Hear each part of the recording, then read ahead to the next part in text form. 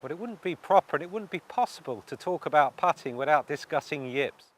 The yips are those nervous little twitches in the wrist that cause players, usually of some experience, to miss seemingly short and impossible to miss putts.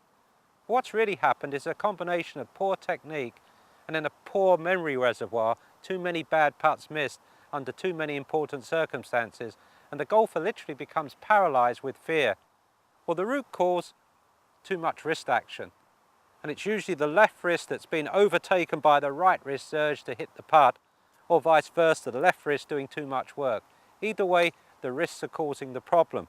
The player gets over the ball and is frozen with fear, and then in panic makes an involuntary sort of hit at the ball.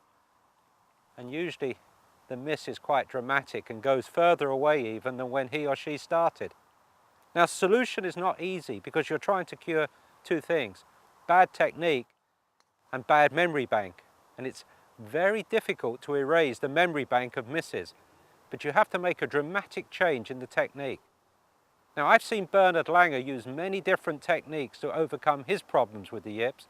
He's not the only one that's been successful, but it's interesting to look at how he went about changing.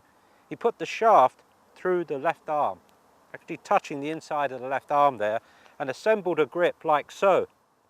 And by doing this, he was able to stroke putts without the wrist breaking down, so that when he had a putt, he would make the putt and keep the left wrist very firm as he went through.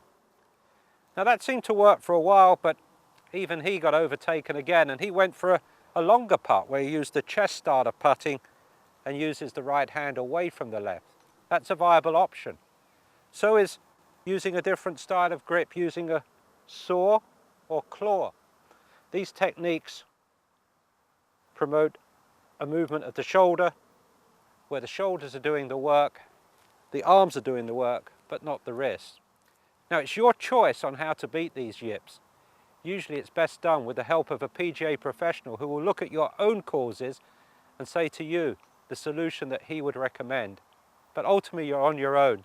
You have to go out there and make technical changes, but you also have to learn a whole new way of thinking. And by doing so, you can beat that dreaded disease called yips.